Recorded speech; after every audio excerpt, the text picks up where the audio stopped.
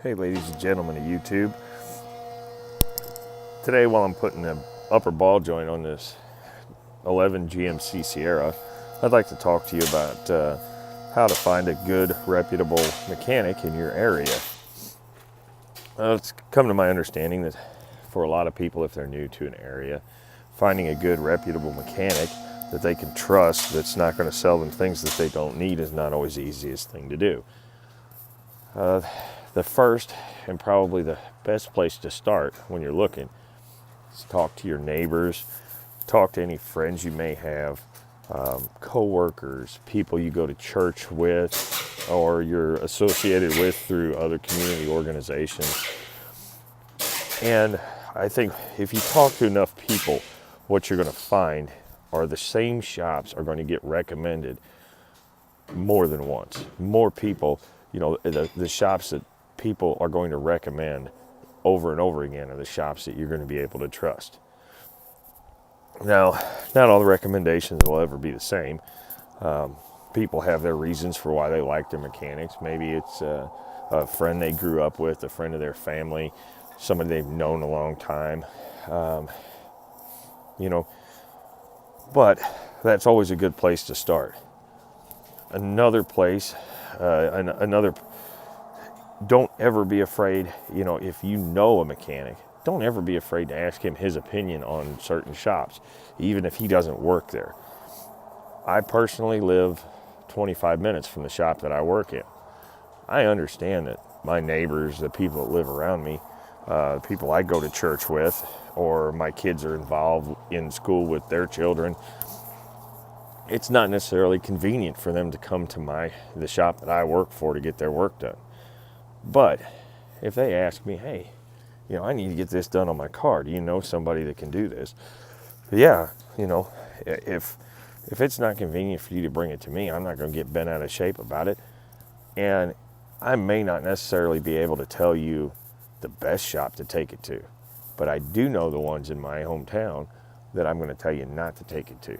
That is the one thing. If you ask a mechanic, any good mechanic is going to be able to tell you, even if he can't tell you the absolute best shop in town, because that's somewhat personal preference, he can definitely tell you the ones in town that you want to stay away from.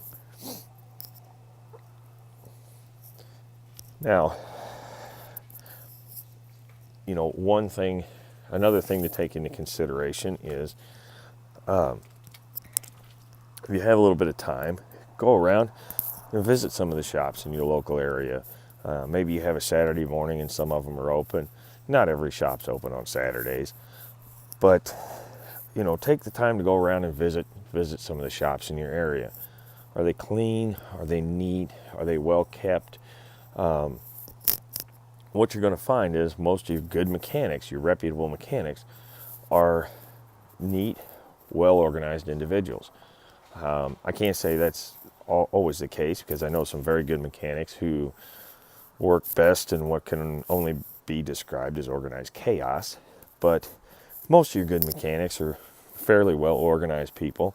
The reason being is when you take something apart, you try and keep your hardware organized, you try and keep your parts organized, your tools organized.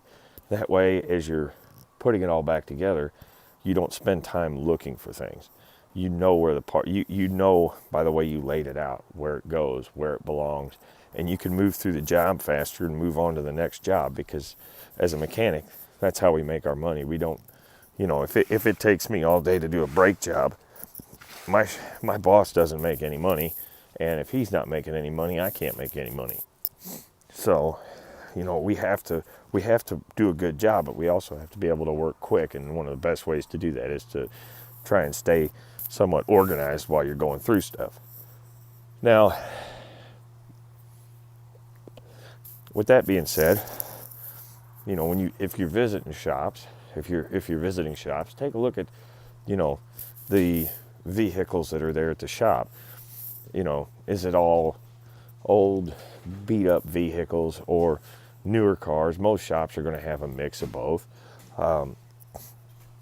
That's not unusual, and it's not always the best way to judge a shop, but kind of keep that in mind. What is the shop normally working on? Because I can tell you, at the shop I work in, I've worked on everything from 300 plus thousand mile, you know, a guy's beater that he drives in and out of the city every day for work puts 100 miles a day on it, and he's just trying to get through till the time he retires, to cars that are 2 years old, just out of warranty, and they know us, they trust us, and they're bringing us their vehicles. You know, that's what we see. I mean, heck, we've even worked on everything from, you know, tractors, four-wheelers, you name it. You know, people bring us stuff, and if we can do the job, yeah, we'll take the job. There's no shame in it. So kind of keep that in mind. What do they have there? What are they working on? Now, don't be afraid, because mechanics, for lack of a better description, are very much like doctors. The only difference is we work on vehicles, not humans. So if you take it to one shop and they tell you, oh, you're going to need $1,500 worth of repairs, don't be afraid to go, hey, I'm not going to get that done right here, right now. I don't have that kind of money or whatever, you know, make up an excuse to get it out of there. Take it to another shop that you've heard good things about, that you think you might be able to trust. Tell them, look, this is what they said. Can you take a look at it? Tell me what it needs. We see that all the time. Somebody took something to a dealer or one of the big chain places, and they recommended all this work. And we'll look it over, and yeah, sometimes some of it does need to be done. Sometimes rare occasions, all of it needs to be done. Sometimes nothing needs to be done. Everything is fine, and they're just trying to sell some work. And we'll advise people in that respect, because, you know, when it comes down to it, at the end of the day, you bring me a vehicle, you tell me that the shop said that it needed these 5 things done to it, and I look at it and I say, no, really, you only need 2 of them. Well, guess what? When the other 3 things do go wrong, they're going to bring it back to me to have it fixed, because they know that I shot them straight the first time, and I didn't try and take them for everything that, you know, that they had when they walked through the door. So don't ever be afraid to get a second opinion. Now, a good example is with this truck, it came in for a state safety inspection. I looked it over myself. The only thing wrong with this truck, and now keep in mind it is a 2011, it only has 100,000 miles on it. The gentleman that owns it does not drive it a whole lot. The only thing wrong with it was one upper ball joint. It did have an excessive amount of play in it, and I don't know why. In this case, the rubber boot was in good shape. You know, I don't know. It could have just been a defective part from the factory that wore out faster than the rest of them did. Could have been he hit who knows? Maybe he hit a pothole one day and it just jarred it and damaged it. I don't know. But some shops will recommend that, well, you know, you got one ball joint that's worn out. The rest of them aren't far behind you. We should just do it all at once. It'll save you money in the long run.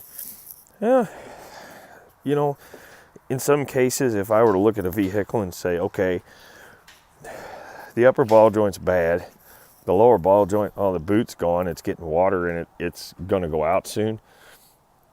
You know, I can definitely tell it's got some wear in there, but it's not loose.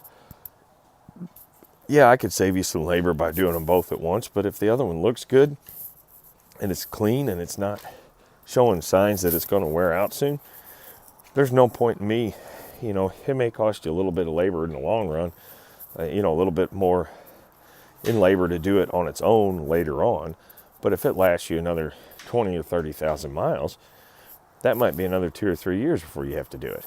So why spend the money now if it's not broken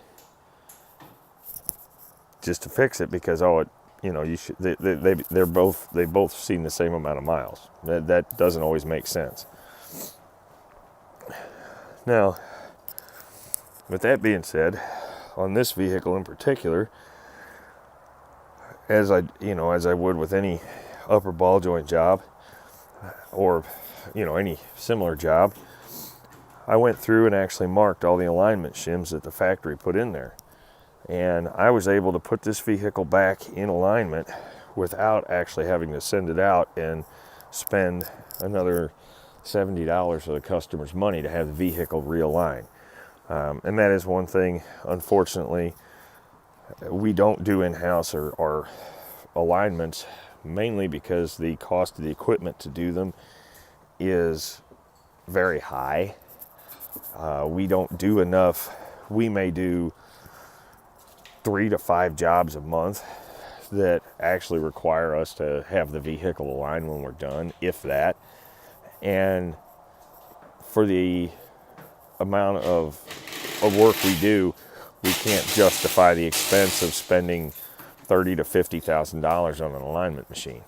So it's just as easy for us when we have one that requires an alignment. We'll load it up on the tow truck, haul it into an alignment shop in town, have them do the alignment for us, and when it's all ready and done, when the customer gets there to pick it up, it took a little bit of time out of our day to haul it in there and pick it back up, but it's done, and we didn't have to mess with it. But sometimes just taking the care and the time to mark things, measure things ahead of time, you can put it back the way it was before and not have to go through that. Now, just keep in mind, on this video, I did speed it up. It's actually running at double the speed. So it only took me 30 minutes from the time I started till the time it was back on the ground, backing out the door, ready to go down the road. It's a fairly simple job, but it's just a matter of taking the time to do it right and make sure you put everything back the way it was, and the customer leaves happy. You got the job done, you made some money, and you can move on to the next one. And they're not going to be bringing it back to us in a week saying, hey, something's wrong here. And the next time they will bring it back, they'll be happy, they will trust us, and they'll know that, look, when we drop it off here, they're going to take good care of it, we're going to get it back, and we're not going to have any problems with it. So here in a minute, just a second, I'm going to actually bring you in, and you'll be able to see the paint marks that I put around the alignment shims so that I could line them right back up where they were when I took them off. Right there, I was actually going through, I lubed all the studs before I get ready to put the wheel on, and then I took some brake cleaner and just cleaned off the brake rotor to get any greasy handprints or oil or any of the lubricant that I put on the studs when I sprayed it on there. If I got a little overspray, I just clean it up. That way it doesn't get on the brake pads. But guys, that's just some thoughts. I hope it helps. If you have any questions, feel free to put them down in the comment section. Have any thoughts, go ahead and put them down there too. Maybe it'll help somebody. So thanks for watching. Please comment, rate, subscribe, give me a thumbs up.